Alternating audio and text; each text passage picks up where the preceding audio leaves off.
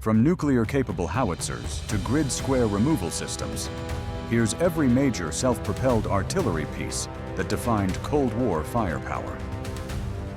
American self-propelled howitzers. M109 howitzer.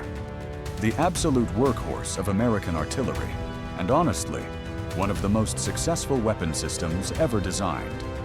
The M109 mounted a 155mm howitzer on a tracked chassis, providing mobile fire support that could keep pace with armored formations.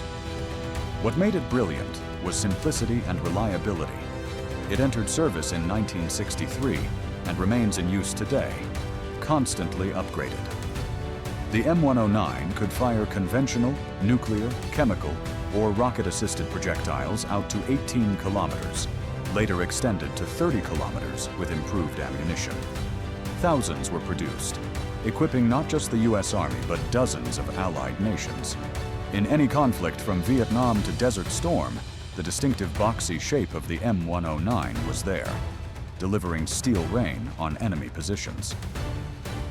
M110 howitzer. The big brother, mounting a massive 203mm howitzer. The M110 was designed for one purpose, reaching deep into enemy territory with heavy firepower. Its 8-inch shells could demolish fortifications, and it was nuclear capable, able to fire the W-33 nuclear artillery shell up to 30 kilometers. The M110 had no turret, just an open mount at the rear, which meant the crew was exposed. But its range and hitting power were unmatched in the NATO arsenal. In doctrine, M110s would hammer enemy headquarters, supply depots, and reserves, while M109s provided closer support. The M110 served from the 1960s until the 1990s, when precision-guided munitions made its role obsolete. M107 self-propelled gun. Essentially the M110 chassis, with a 175mm gun instead of a howitzer. The M107 could reach out to 32 kilometers, providing ultra-long-range fire support. It was most famous in Vietnam, where its range allowed fire bases to support operations across huge areas. The gun was so powerful that firing it literally shook the entire vehicle. Like the M110, the crew was exposed in the open mount. The M107 was eventually phased out in favor of rocket-assisted projectiles for the M110 and M109, which achieved similar ranges with more versatile ammunition options. M108 howitzer. The M109's little brother, mounting a 105mm howitzer. The M108 was designed to support armored cavalry and airborne units that needed lighter, more mobile artillery. It looked nearly identical to the M109, but with a smaller gun. The M108 served in Vietnam and with NATO forces in Europe, but was eventually retired as the M109 took over all medium artillery roles. It proved that sometimes consolidation makes more sense than maintaining multiple similar systems. M44 howitzer. A Korean War design that served into the Cold War, the M44 mounted a 155mm howitzer on an open-topped tracked chassis. It was essentially a stopgap until the M109 arrived, combining WW2-era artillery with modest mobility. The M44 saw service in Vietnam and with various allied nations. It was basic, unprotected, and crude compared to later designs, but it worked and provided mobile firepower when America needed it. Soviet self-propelled howitzers. 2S-1 Gvozdika, the Soviet equivalent to the M109, mounting a 122mm howitzer on a tracked chassis that looked like a stretched BMP. The name means carnation, following the Soviet tradition of flower names for artillery. The 2S-1 was lighter and more mobile than American systems, able to keep pace with mechanized infantry. It was fully amphibious, a Soviet requirement that NATO didn't prioritize. The 2S-1 could fire conventional or chemical rounds, and its relatively lightweight meant it could be airlifted. Thousands were built, serving throughout the Warsaw Pact and exported globally. In Afghanistan, two S-1s provided mobile fire support in mountainous terrain where towed artillery struggled. Two S-3 Akatsiya, the Acacia, a 152mm self-propelled howitzer that was the workhorse of Soviet divisional artillery. Mounted on a modified tank chassis, the 2S-3 was large, heavily armored, and capable of firing nuclear, chemical, or conventional ammunition. Its 152mm shells were devastating, and the system could fire and displace quickly, embodying Soviet shoot-and-scoot doctrine. The 2S-3 equipped motor rifle and tank divisions throughout the Cold War, representing a serious threat to NATO forces.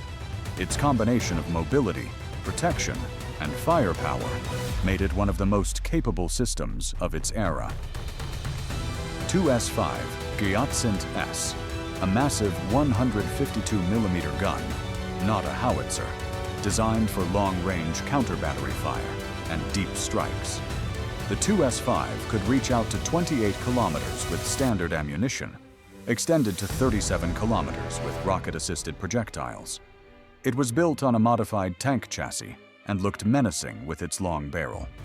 The Gyatsint S was designed to destroy NATO artillery before it could fire, and to hit targets well behind the front lines. Its accuracy and range made it a priority target for Western forces, knowing that silencing these guns was essential to survival. 2S-4 Taipan, the Tulip, and what a beast. The 2S-4 mounted a 240mm mortar, the largest caliber self-propelled mortar system ever fielded. This wasn't for maneuver warfare, it was for obliterating fortified positions. The 240mm rounds weighed over 130 kilograms and could demolish bunkers, buildings, and anything else in their impact zone. The 2S-4 was relatively rare, issued to specialized heavy artillery brigades. Its purpose was simple. When you absolutely needed something destroyed, you called in the Tulpan. It represented Soviet willingness to build specialized heavy systems for specific missions. 2S-7 Pion, Soviet overkill incarnated. The Pion mounted a 203mm gun on a modified heavy tank chassis, creating one of the largest self-propelled guns ever built. It could fire conventional or nuclear rounds out to 37 kilometers, extended to 47 kilometers with special ammunition. The 2S-7 was designed for devastating long-range strikes against NATO headquarters, logistics centers, and fortifications.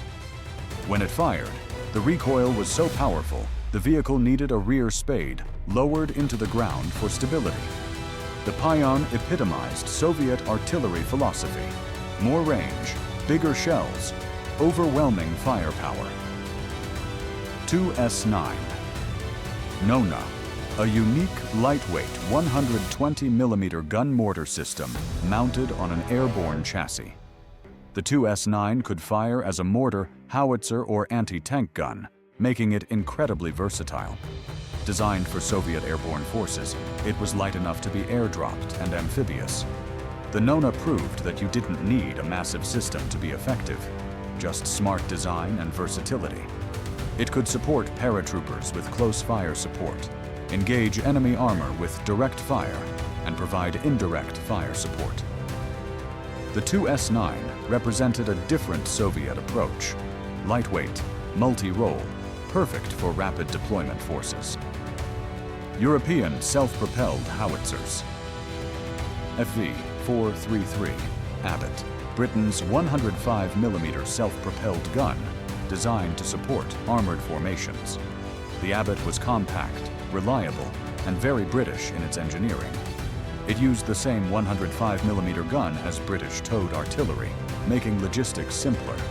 The Abbott served on the British Army of the Rhine, ready to support tank divisions against Soviet attacks. It was eventually replaced by the AS-90, but during its service, the Abbott proved that Britain could produce capable self-propelled artillery, even with limited defense budgets.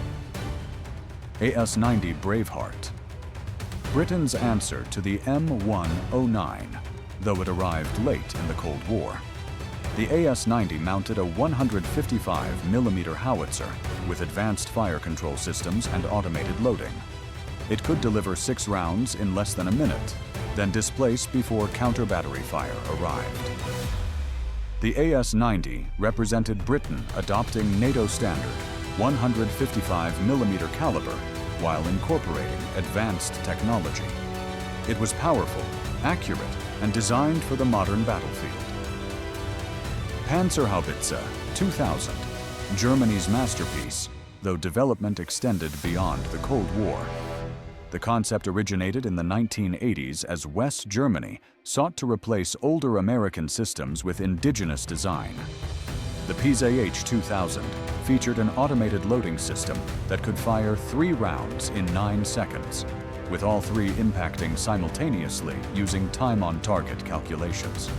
It was incredibly sophisticated, expensive, and represented German engineering excellence.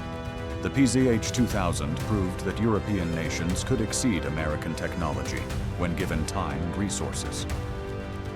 AMX MKF-3, France's 155mm self-propelled howitzer, mounted on the AMX-13 light tank chassis. Typical of French design, it was lighter and faster than American or Soviet equivalents. The F-3 had an open turret, providing no protection for the crew, but compensated with mobility. French doctrine emphasized rapid fire and displacement, and the F-3 suited this approach. It served with French forces and was exported to several nations, proving French independence in military design.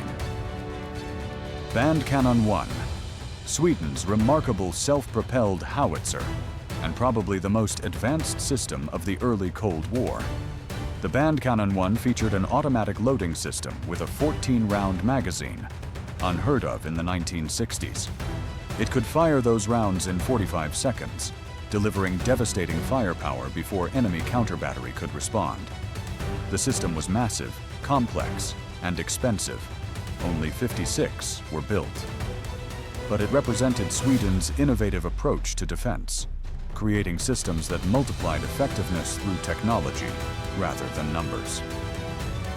Self-propelled anti-aircraft artillery. M163 Vulcan Air Defense System. The Vulcan mounted a 6-barrel 20mm Gatling gun on an M113 chassis, creating a mobile anti-aircraft platform. That Vulcan cannon could fire 3,000 rounds per minute, creating a wall of lead that could shred low-flying aircraft. The M163 was designed to protect armored formations from Soviet helicopters and ground attack aircraft. In Vietnam, some were used for ground support, their incredible rate of fire devastating against infantry positions. The M163 represented the last generation of gun-based air defense before missiles took over. M247 Sergeant York, one of the great failures of American defense procurement. The Sergeant York mounted twin 40mm Bofors guns and radar in a tank turret on an M48 chassis. It was supposed to replace the aged M163, but the program was a disaster. The radar couldn't distinguish between targets and ground clutter, reportedly locking onto bathroom fans during tests. After spending billions, the program was canceled in 1985 with 0 operational systems delivered. The Sergeant York became a cautionary tale about rushed development and unrealistic requirements. ZSU-23-4 Shilka, the terror of NATO pilots. The Shilka mounted 4 23mm autocannons with radar fire control, creating a lethal mobile air defense system. Its rate of fire was 3,400 rounds per minute combined, and that quad gun mount could traverse and elevate faster than aircraft could evade. The Shilka protected Soviet armored columns, shooting down dozens of aircraft in Middle Eastern wars. Even when it missed, pilots would abort attacks to avoid the Shilka's wall of fire. It represented Soviet philosophy, simple, numerous, and deadly effective. ZSU-57-2, an earlier Soviet system mounting twin 57mm autocannons on a tank chassis. The ZSU-57-2 had no radar, relying on optical sighting. But those big 57mm shells could destroy aircraft at longer ranges than smaller calibers. It was less sophisticated than the Shilka, but served throughout the Warsaw Pact. The 57mm guns could also engage ground targets, making it versatile, if primitive. The ZSU-57-2 represented transitional technology between WTO-style visual anti-aircraft guns and modern radar-guided systems. Gepard. West Germany's contribution to mobile air defense. The Gepard mounted twin 35mm Oerlikon cannons with sophisticated radar and fire control. It was designed to protect Bundeswehr tank columns from Soviet aircraft and helicopters. The Gepard's electronics were advanced, able to track targets while moving and engage multiple threats rapidly. Germany exported it to several nations, and it remained effective even as missiles replaced guns for most air defense roles. The Gepard showed that gun systems still had value when properly designed. AMX-30, DCA, France's answer to the Gepard, mounting twin 30mm cannons on an AMX-30 tank chassis. The DCA featured radar fire control and was designed to protect French armored divisions. Typical of French design, it emphasized mobility and fire control sophistication. The system could engage both air and ground targets, providing flexibility. While less famous than the Gepard or Shilka, the DCA proved capable and served French forces for decades. Multiple launch rocket systems. M270, MLRs. The grid square removal system.